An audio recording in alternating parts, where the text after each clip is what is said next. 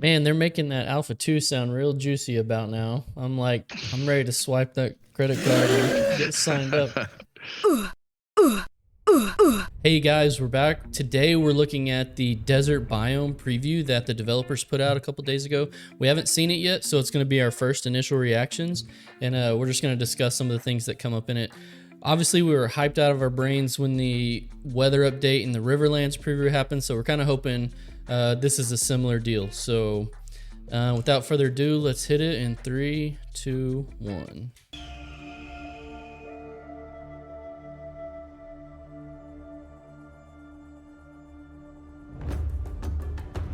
All right, so we got a little mini trailer, maybe it looks like.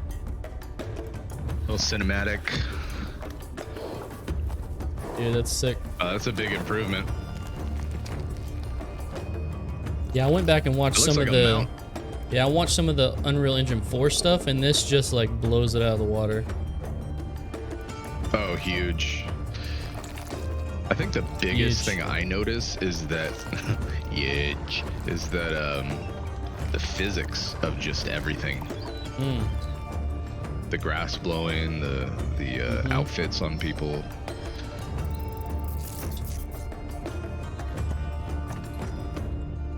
It's familiar, but at the same time unique, you know what I mean? Yep.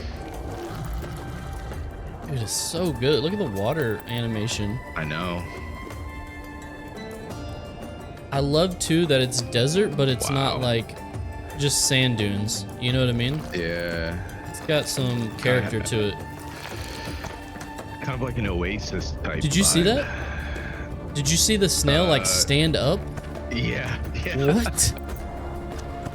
Yeah, just the physics. Look at the little skirt on the character. Yeah.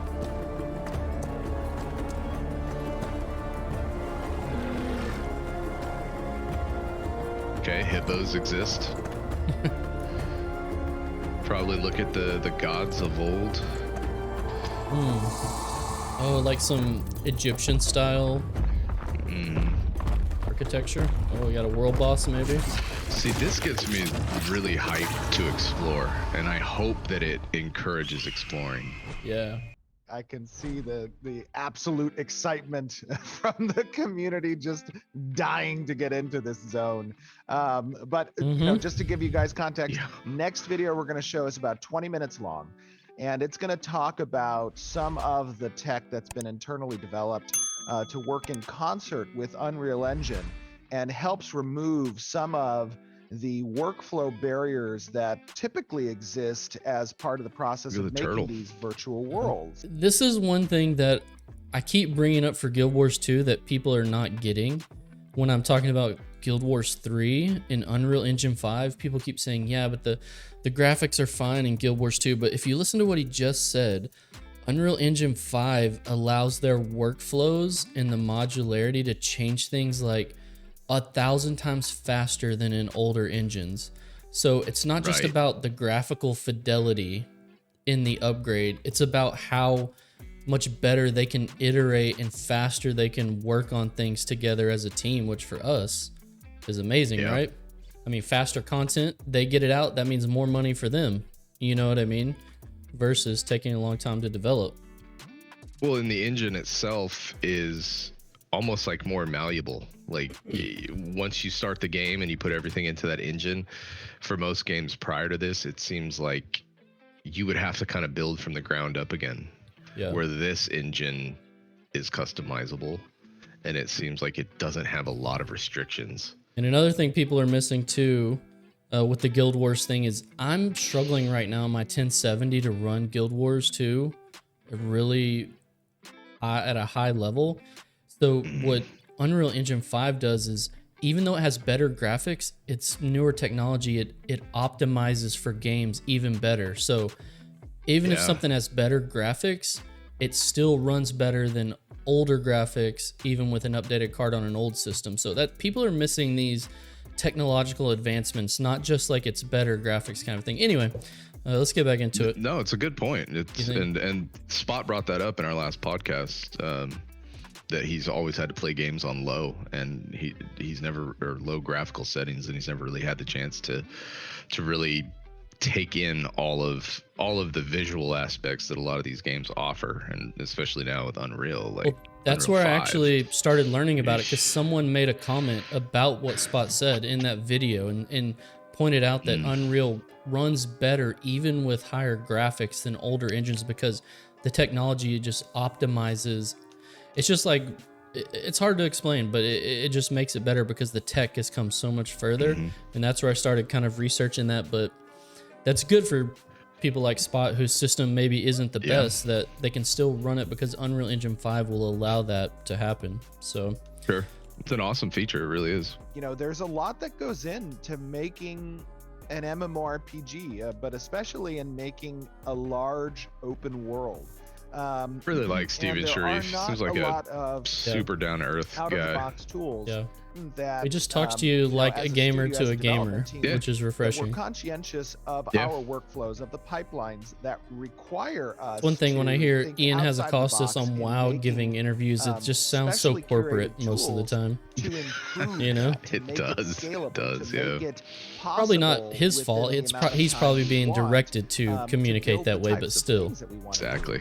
And So here's a look at the Empyrean. What's the We've had a elf? lot of Look like questions about the elves? Empyrean. Sick. I've heard a lot of people asking about them. People want to have that more high elven look. There were some Blood questions in elf regards vibes. to whether the headpiece part is part of them. Very but I Lord of think the that's if Rings. just- someone just Yeah, give us the yeah. toe. It's not finished, but yes. There you go. And yes, you Renkai, will be able the to still Ren- have red skin too. But this Scott, is just right the there, you green going orc? skin showing you that. Yeah, you know, there's going to obviously Yeah. be I wish a I had lot of that top knot, customization though. options where It's a long we'll ways in the have some past, my direction friend. on skin pigmentation, but this is That's cool. the recently work in progress touched up concepts for the Renkai. Yeah, it looks like And very love it. I Thrall, think they're I like love it. like It modern matches current kind of Thrall. the vibe they have Yep. with all their architecture, like the very swampy, like pagoda style. Like I feel like it just this I feels like this more type of like orc what they too, where should be. it's still Oh, absolutely. kind of Absolutely. humanoid or human-like. It's not like super beast. All right. I'm sure And of you'll course, get the we will have vibe threads in like going up the for size both of the these, character, as right? well as for How muscular, our, stuff like that, instead of making the face look way different. Desert biome goodness. So if you love that. Okay, so You know what this vibes I'm is getting? The guys Prince of the Persia. Negotiator Remember that? set. Yeah, very, for very sure. Cool. This whole game is kind of having that old I love this school set. Who worked on this one? Persian I vibe, believe but it's still this kind of was mythical at the same time. Jeremy. Yeah. Jeremy. Oh, I like those. my God, there they are. Wow. Those are They cool. arrived. They are so cool. Welcome to the Tulnar, Wow. a They're proud, so cool. noble, underrealm dwelling race. So yeah, these live in the underworld, like it's under the They surface. bring with them the history playable? and background. Yeah, it's the of Tulnar those race. who came before their ancestors, Okay. all from different walks of life, and you get to carry those footsteps forward. Part of the map is playable underground. They haven't Maybe said now how all the much hate yet, for I the don't Tulnar think. will stop. Yeah, But I it's like a think whole new I zone. I think people are going to be we're gonna changing see we're their gonna see a ways. 180. Yeah, Yeah. I think we're gonna see a little bit of Skyrim 180. vibes a little. Yeah, It's like an the Tulnar ape are really lion cool, and some so, type of serpent The and that's- Drakthir. This is looking thing. this is just Yeah. concept so far. So just wait till you use those. So what race are you Obviously gonna play? Empyrean, Really, as we what do go you forward with usually play? those, the Do you go pirate, orc or are you gonna go like human? And you know we do have the Kalar and the Valoon as well. So Gonna be dependent on which class I decide to play. How the blend occurs. How so? What do you mean? Three very distinct and unique. If I'm like a mage or some type of rogue, I'll probably be a human. But warrior, I'm very excited. something like Alright, that, with that, definitely probably this We're gonna Tulnar. move That over thing is to our Really? Q&A, Even where over we're an gonna orc? try to power through as many of these yeah. forum Other than questions the as we char can. from Guild So Wars, if you haven't submit really your had forum many questions, thank you so many much. We species always that appreciate look you like guys though. doing that. Hmm. We try to Be get like a to beefy as boy. many as we Okay. can. I'm going human First 'cause and that's what I always foremost, our go. First one here, people Human's always off a good their choice, mounts, and or will gear mounted normally looks the players best on bypass them. all mobs easily. I like what he just said though about the traversable mounts. Yeah. I think of WoW when you can essentially just most Speed of the past time everything. just run past it, and eventually Yeah. they just get out of their spawn range and reset. So to feel like there's more of that living world element, and you have to really make a choice if you're going to ride something through a group of enemies that could be bad. I don't know if you remember the Arcade mounts. I know you played for a little bit, but they actually had 4 or 5 abilities per mount. One of them was like a dash where you could run like extra fast. That's right. Another one was like, some of them had like knockdown immunity or a leap that like evaded. So I'm assuming these mounts will have similar, just because Steven was a big Arcade player. Yeah. And he said the mounts will have abilities, I'm pretty sure. So I'm assuming if your ability on cooldown is on cooldown that like evades attacks, then you're probably going to get knocked off your mount. You know what I mean? While you're passing through. Adding abilities to mounts is just a cool concept that I didn't really get to experience because I wasn't really in WoW. It had like an emote. Yeah. If you hit spacebar, it would growl or something. Right. But Guild Wars and Arcade, adding that was just a pretty innovative way to add another layer to the game. So that excites me. To your point, WoW is trying to catch up. You know, I know they made some even changes to this 3rd week of alpha where they're adding even more physics to the flying mount, where it's even harder to turn. Like they're trying to like micro adjust it to make it feel really good. So I'm kind of excited to try the dragon riding. But to your point, I've heard you say this before, like moving in the world is so essential to an MMO. Why not have a funner way to do that with your mount, like a mini game or mounts that have abilities?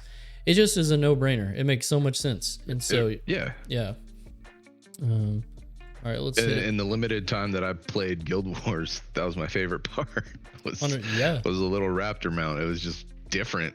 It was unlike anything I'd experienced in an MMO. So so good. To know that will be in this game is awesome. Considering the recent update we've seen to combat, has the team decided on if there will be a global cooldown or not? So I am mixed on this kind of system for combat. Obviously, like WoW, Star Wars The Old Republic, there is a global cooldown system, and it's usually for your ability, like your actual damaging abilities, right? Or healing abilities. A lot of times your buffs or your big like offensive cooldowns are not on the GCD. So you can kind of weave those in and pop them whenever, which I do like that when they do that. I know in WoW, like the last couple expansions, they started putting a lot of those on the GCD, and it felt super bad. I don't know. People hated that. Everybody knows what I'm talking about. But in Guild Wars, it's different. There is no global cooldown, and there is no mana. So all your abilities just go on a cooldown after they're used. And the way they regulate that is just that they have different lengths of cooldowns.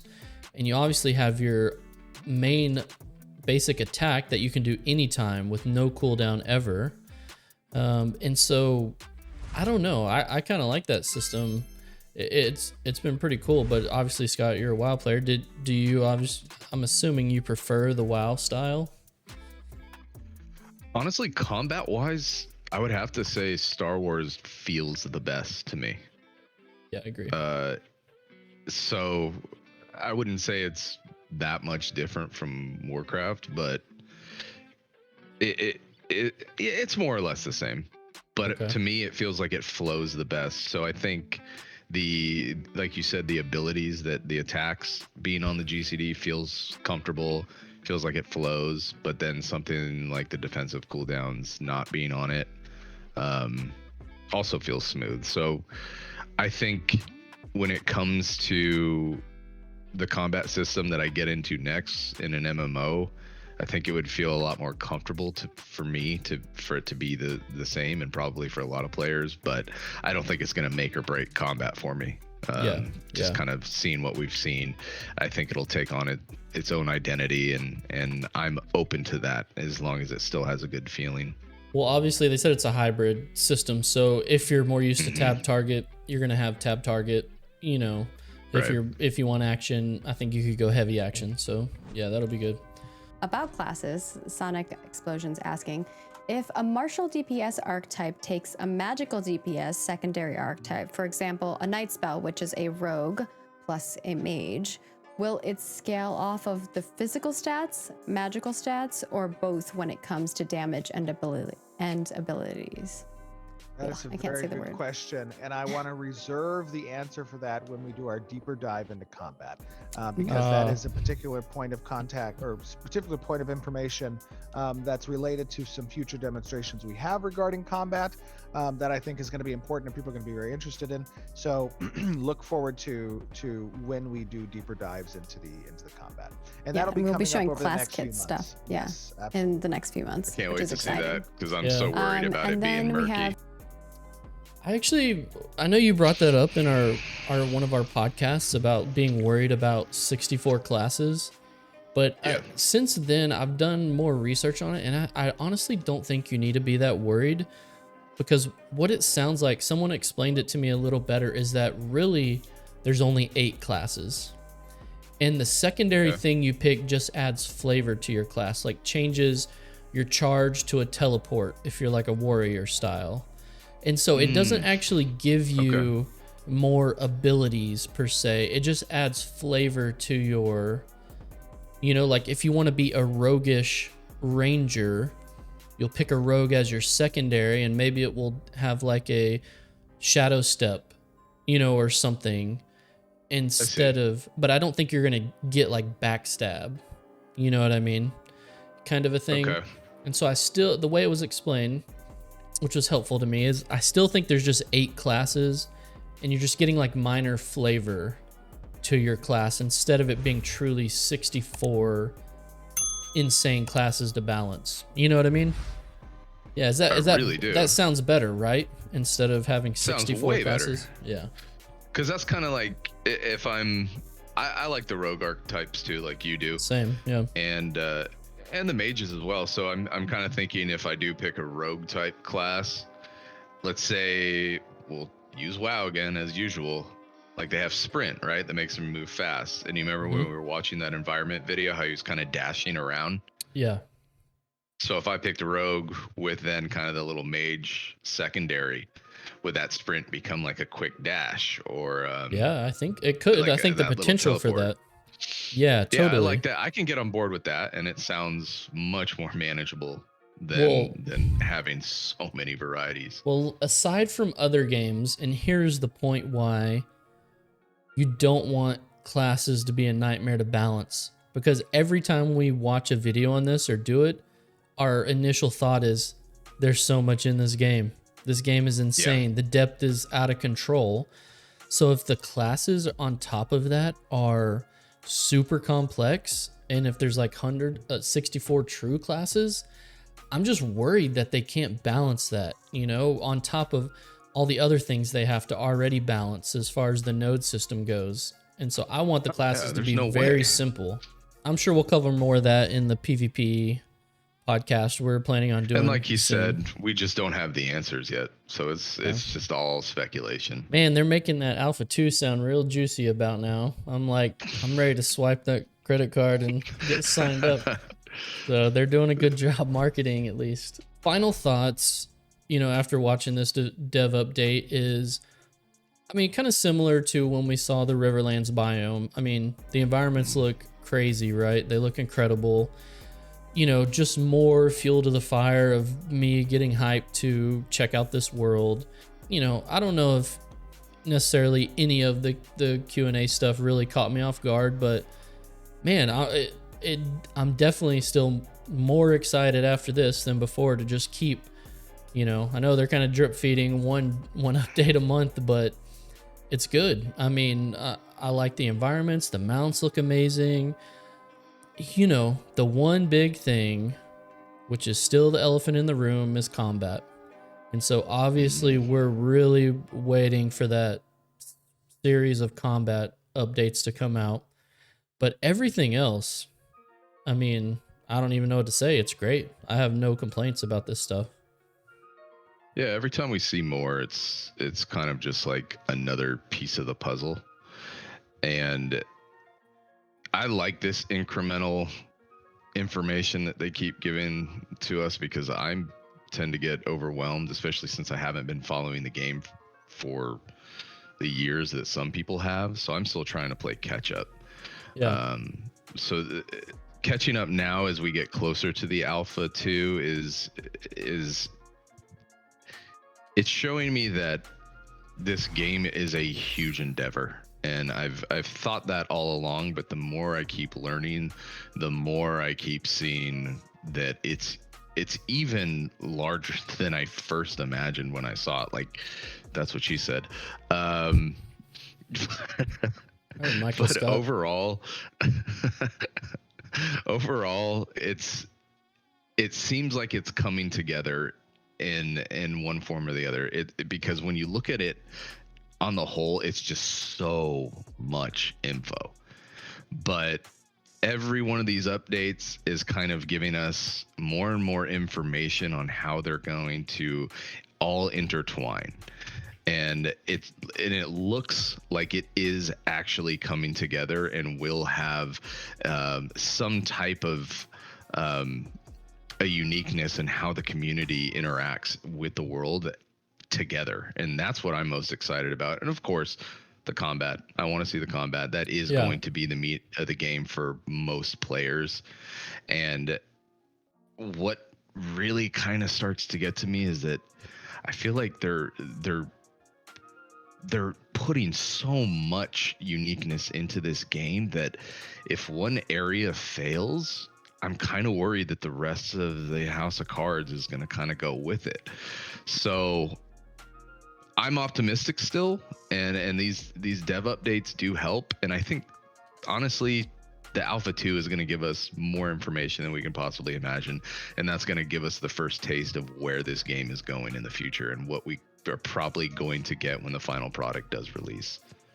Well, you're definitely right that, you know, that House of Cards effect is a little bit of a worry because every system is so closely dependent on the other system, specifically within the node system.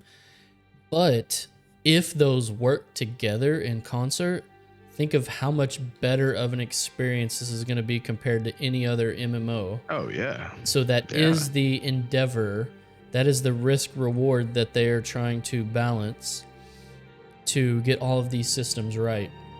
And as you mentioned, Scott, we are still learning about this game. We have just started following Ashes of Creation. But I mean, as soon as we saw those the Riverlands reveal, I mean, we were hooked. And just this desert biome looks better than any desert biome I think I've seen. That's no Copium. That's not me like exaggerating. UE5 just looks incredible. The things that they can do inside of it. And so, you know, I did think it was interesting. He said beta is going to be feature complete. So you're going to pretty much have the whole game, aside from iteration and balance, I'm sure, in a lot of things. But Alpha 2, we don't know what it's going to be yet, but I think it will be a huge jump. And there's going to be a lot of cool features to test. So, you know. By then, like I said, we're going to know what we're going to be dealing with and playing with when it comes to the game. By then, we'll have a very good notion of what to expect. Yes, I'm sure combat's going to be really advanced once Alpha 2 gets here, probably, and it cannot get here soon enough. So I'll just put it that way. So give us something. Everybody, hey, thanks for stopping by. Again, we've just recently started Zone of Influence, which is an Ashes of Creation podcast we're doing. We're 2 episodes in. We're covering some of the basics of the game from a new follower perspective. We don't have the answers. We're asking the community to come alongside us, not to do the work for us, but as we do our own research as well, to fill in the gaps, because there is so much information. Like I said, I read a wiki page and I still don't fully comprehend because there's just so much there.